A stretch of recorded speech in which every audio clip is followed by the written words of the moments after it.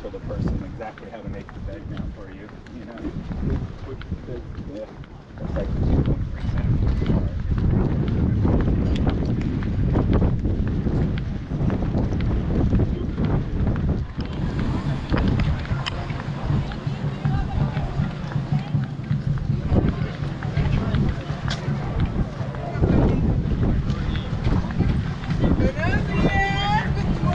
Good morning. Hi guys, are you guys ready? You got something booked already? Yep. Okay.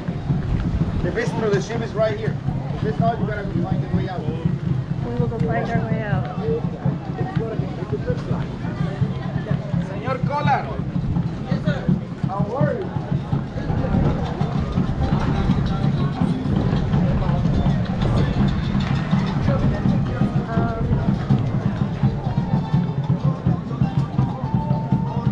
Let me think just for a second. If we can get through here and then end up over there where all those people are walking, that's where we have to go. Hey there guys, any new information? Native choice? Yeah. We need to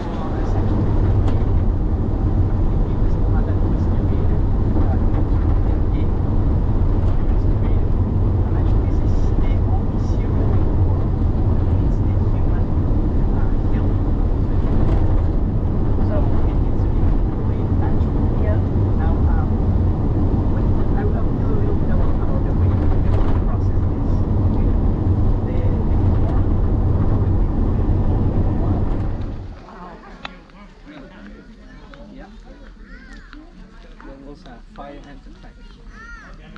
Okay, it's very likely we are not going to see this temple with this number of people because it will be hard actually to get a decent picture. Okay. So I don't know if you want to take advantage and Yes. take few a few pictures. We are still ahead of the big crowds. Okay. So the best part is all the way to the end. I suggest we start. Okay. there. Yeah, I was gonna say. So, but if you want to take a Yes. Here. couple Will shots you? here, please. Nice angle.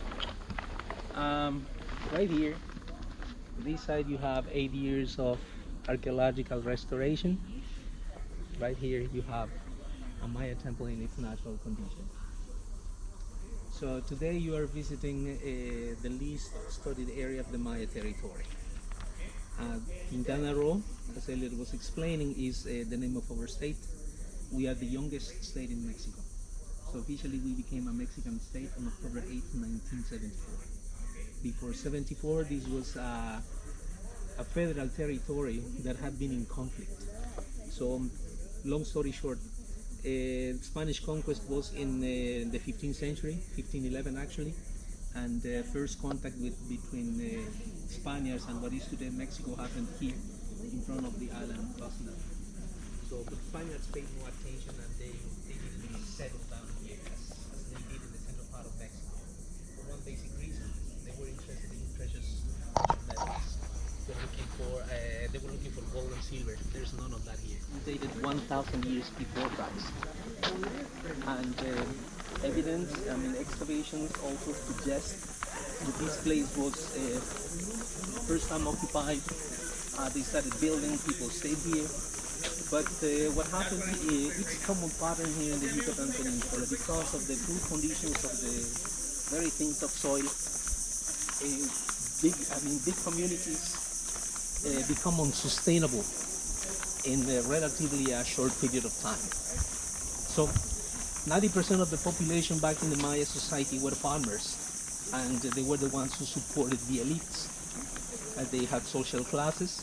You could actually build a pyramid with the different social classes. Obviously, at the very top of that pyramid of social classes, we have the ruler and his family. Good spot, and then they relocated and started building another place again. So it seems that process repeated 5 times here.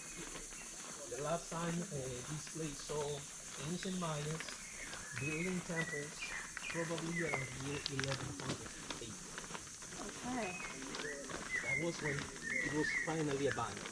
That was in line with the great collapse of the Maya civilization, and I could say that from there, the Mayas never really recovered. There is like a hiatus, and nothing was built for the next 300 years, and after that we got the Spanish conquest. Okay. But the Maya, we're still here. Okay. Okay, so in order to see what is up there, we need to climb.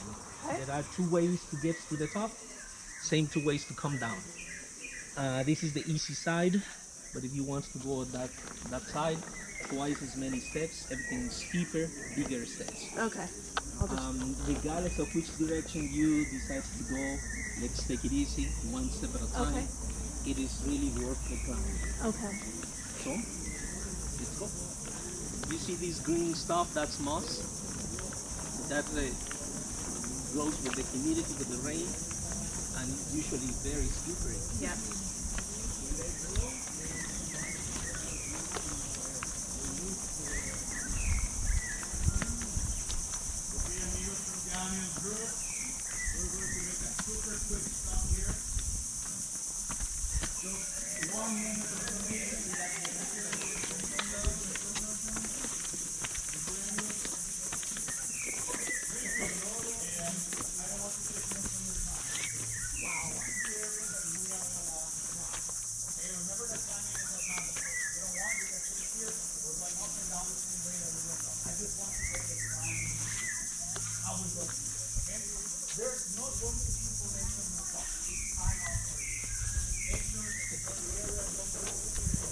Okay, mythology very kind enough.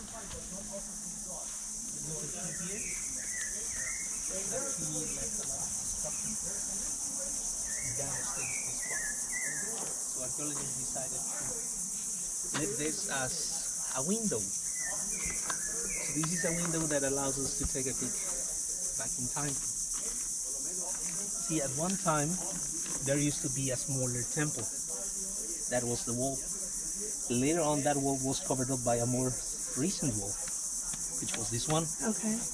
Later on, this one was covered up by this one, which you can clearly see here. Later on, the whole thing was covered up, was buried, and practically you are now looking at the top of two pyramids. Basically one here, another one there. So the pattern was this. They built new temples on top of existing temples. So every time they built, temples got bigger. Have another layer. Yeah. Think of this as onions. Yep. Remove one layer, you get another one inside. So the innermost layer is obviously the older. I mean the oldest. And chances are that the most recent ones are the ones that resisted most of the damage, but at the same time they were protecting the inner ones. So that's the exciting part of these projects, when they start exploring towards the interior of the temples.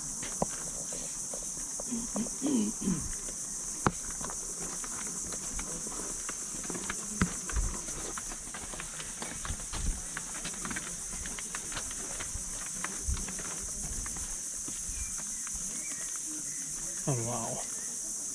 Wow. Yes. I know, this This is a lot. yeah, there's a lot. But this is just the very tip of the iceberg. So I'm going to...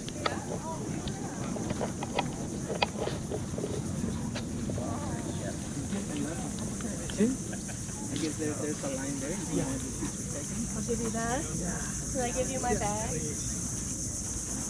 My bag with all the waters in it. There's a line here, but I don't know how long.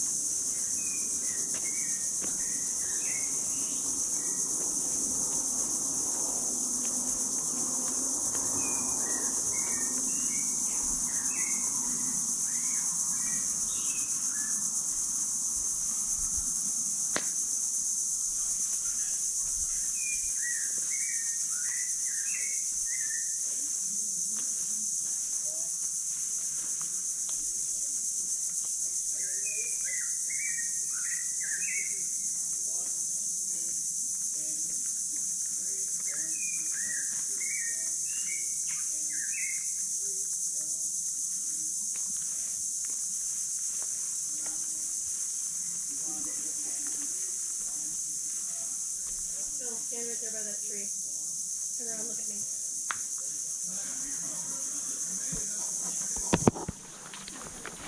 If you stand from this side, you can clearly see that from the ground level where we are, almost half the way up, we have small steps. Closer to the top, steps get bigger, and actually the angle changes. Yep, that goes So the up. bigger steps were steeper and bigger are older.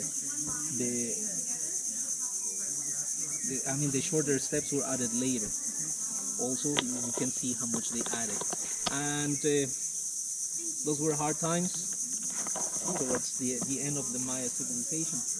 You get to the top, and clearly you see the remains of the four walls making the Yep. room.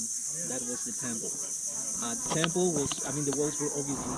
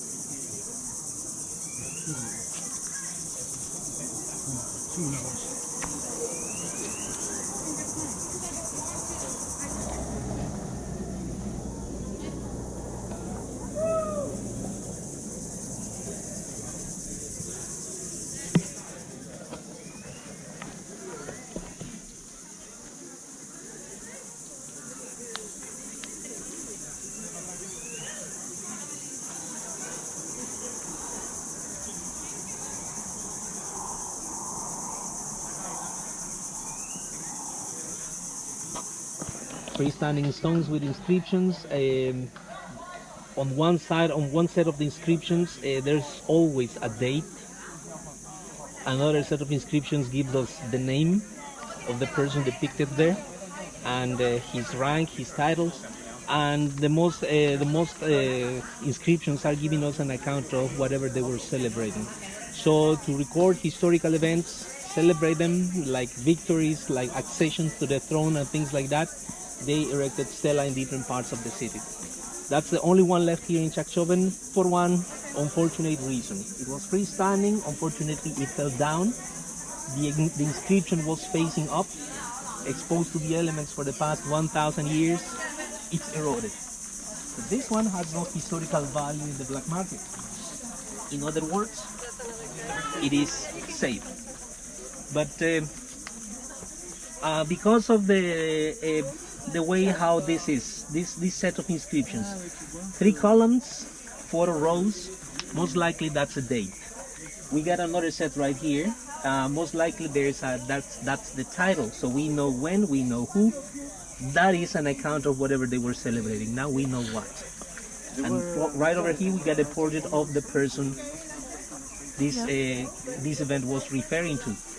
Starting with a shoulder, this is the elbow, this would be the wrist, the hand, this would be the other hand, his chest right here, one knee, his foot right here, the other knee, and his face was turned to the side. His hair and his head just made with feathers. Do people try to steal? Absolutely. Yeah. The most beautiful stela or lintels that I have seen from the Maya region are at the British Museum in London. Okay. That museum is known for having treasures from all over the fell short on one important aspect. That was the writing system. Okay. That's what put the Maya on a different level. Okay. What you see here is a test to show you how excavations are started. All the mounds we've been passing by, if you didn't believe that underneath there is a temple, you have the evidence right here. That wall has not had any kind of restoration. Oh my gosh. So all the rocks you see accumulating here have been rolling down from the top. And observe the damage caused by those two trees. The roots are So now you have this path. You have a defined path. Is this man-made? This is man-made. This is to show the areas where we should walk. On a busy day, well, this was prior to the pandemic. The average day will got 7,000 people walking around here. If you allow those people to walk freely, we will be causing damage. We will be compacting the soil, and there is a lot of archaeological evidence right there. So, in this kind of projects, we need tourists. Because every time you visit this place, you pay an entrance fee. That fee goes towards maintaining what has already been restored and also funding more investigation. But we need to find a balance between. Okay, I asked one of the guides if it was okay, but he said it's really muddy right there in the middle. Okay. So if we are going to walk, it has to be on the side because over there it could be very slippery. Okay. What we have right here is a family compound. We are talking about a wealthy family, not necessarily members of the ruling dynasty. And this is how people still today build their homes. Families surrounding a main rectangular or quadrangular courtyard. So we have here foundations. Foundations are going in straight line. They are divided in different sections. Each section was the foundation of a house. So on top, there was some sort of wooden structure, stick walls, thatch roofs that are obviously long gone for good. There was another row of houses there. And wealthy families used to have more, let's say, privileges than the average commoner, and it is common that they could buy or could afford having a few slaves, and always stucco. And there were inscriptions molded with that stucco. Stucco doesn't last that long, so it has deteriorated. Let's see what we got here. Can you see what that is? Yeah, it's the three. It's a hand. Okay, yep. You see the fingers here? Bracelet. And you can see very tiny remains of that red pigment. So in here, obviously, we got a scene of a human being, and this is the problem. There used to be a big chunk of stucco here, which is crumbling down. All this green stuff you see, it's moss. Yep. Symbol of humidity. And this causes a lot of damage. So, in probably a couple of years, this will also be gone. Wow.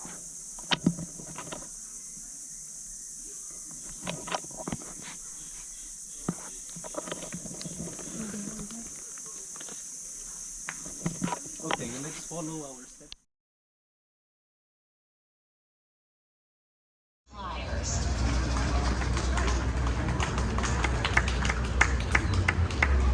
Originally, the Flyers outfit wore costumes elaborated with bird feathers.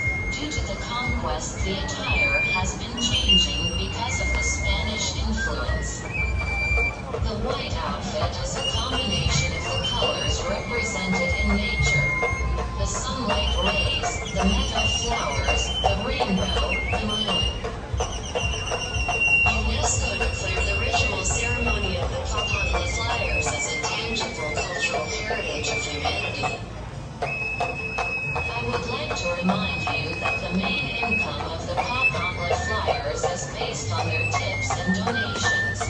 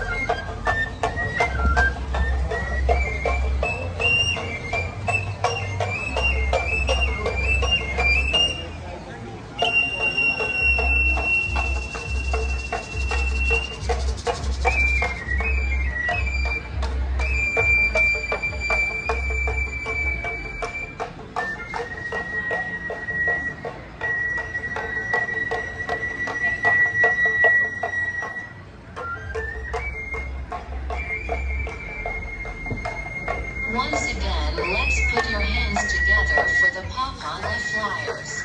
If you want to take a picture with them, please come closer and remember. Welcome to Costa Maya. Welcome to paradise.